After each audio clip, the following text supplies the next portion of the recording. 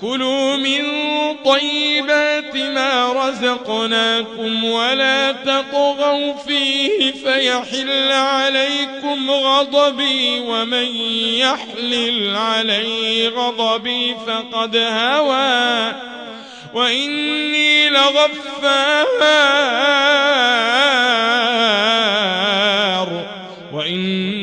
لغفار لمن تاب وآمن وعمل صالحا ثم اهتدى وما أعجلك عن قومك يا موسى قال هم أولئك على أثري وعجلت إليك رب لترضى قال فإنا قد فتنا قومك من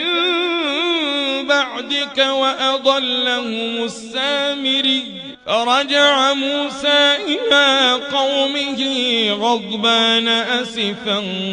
قال يا قوم ألم يعدكم ربكم وعدا حسنا أفطال عليكم العهد أم أردتم أن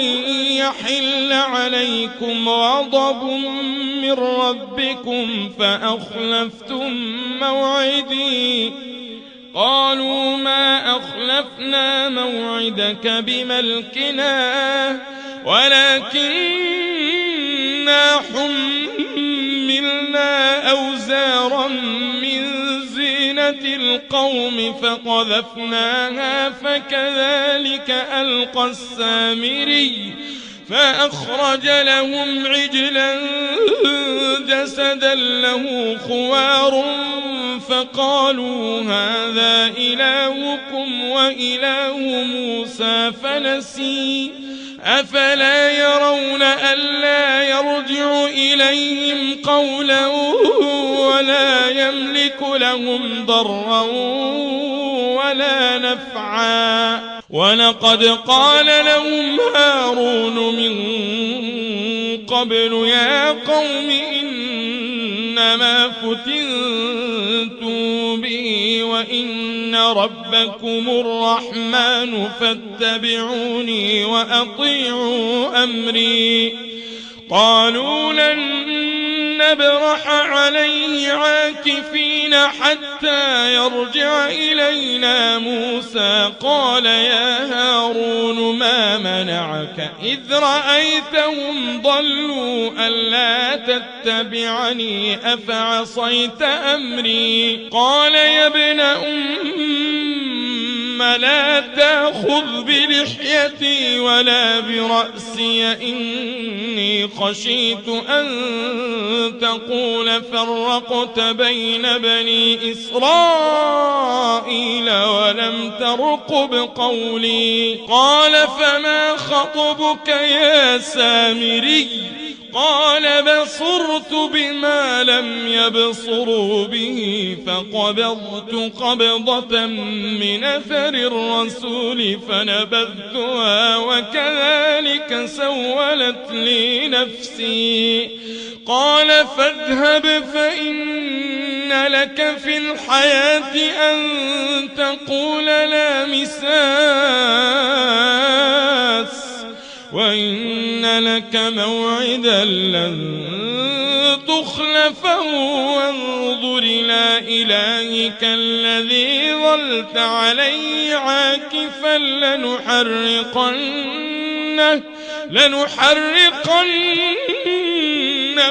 ثم لننسفنه في اليم نسفا إنما إلهكم الله الذي لا إله إلا هو وسع كل شيء علما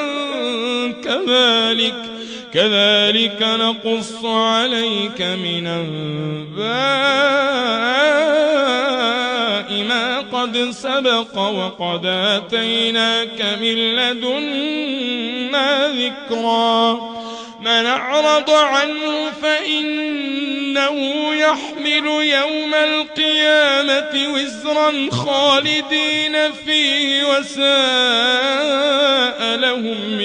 القيامة حملا يوم ينفخ في الصور ونحشر المجرمين يومئذ زرقا يتخافتون بينهم إن لبثتم إلا عشرا نحن أعلم بما يقولون إذ يقول أمثلهم طريقة إن لبثتم إلا يوما ويسألونك عن الجبال فقل ينسفها ربي نسفا فيذرها قاعا صفصفا لا ترى فيها عوجا ولا أمتا يومئذ يتبعون الداعي لا عوج له وخشعت الأصوات للرحمن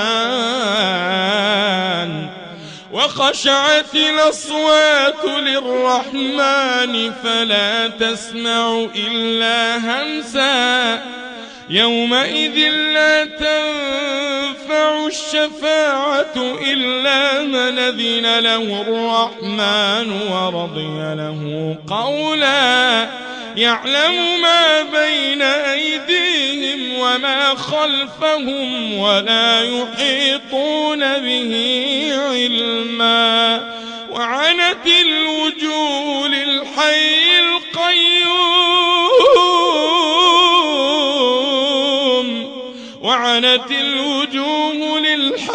القيوم وقد خاب من حمل ظلما ومن يعمل من الصالحات وهو مؤمن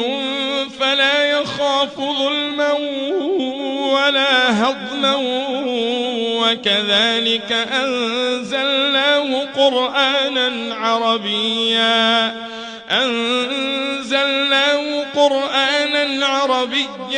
وصرفنا فيه من الوعيد لعلهم يتقون أو يحدث لهم ذكرا فتعالى الله الملك الحق ولا تعجل بالقرآن من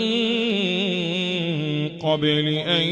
يقضى إليك وحيه وقل رب زدني علما ولقد عهدنا إلى آدم من قبل فنسي ولم نجد له عزما وإذ قلنا للملائكة اسجدوا لآدم فسجدوا إلا إبليس أبى فقلنا يا آدم إن هذا عدو لك ولزوجك فلا يخرجنكما من الجنة فتشقى إن لك ألا تجوع فيها ولا تعرى وإنك لا تظمأ فيها ولا تضحى فوسوس إليه الشيطان قال يا آدم هل أدلك على شجرة الخلد وملك لا يبلى فأكلا منها فبدت لهما سوآتهما وطفقا يخصفان عليهما من ورق الجنة وعصى آدم ربه فغوى ثم اجتباه ربه فتاب عليه وهدى قال اهبطا منها جميعا بعضكم لبعض عدو فإما ياتينكم مني هدى فمن اتبع هداي فلا يضل ولا يشقى ومن أعرض عن ذكري فإن له معيشة ضنكا ونحشره يوم القيامة أعمى قال رب لم حشرتني أعمى وقد كنت بصيرا قال كذلك أتتك آياتنا آياتنا فنسيتها وكذلك اليوم تنسى وكذلك نجزي من أسرف ولم يؤمن بآيات ربه ولعذاب الآخرة أشد وأبقى أفلم يهد لهم كما أهلكنا قبلهم من القرون يمشون في مساكنهم إن في ذلك لآيات لأولي النهى ولولا كلمة سبقت من ربك لكان لزاما وأجل مسمى فاصبر على ما يقولون وسبح بحمد ربك قبل طلوع الشمس وقبل غروبها ومن آناء الليل فسبح وأطراف النهار لعلك ترضى ولا تمدن عينيك إلى ما متعنا به أزواجا منهم زهرة الحياة الدنيا لنفتنهم فيه ورزق ربك خير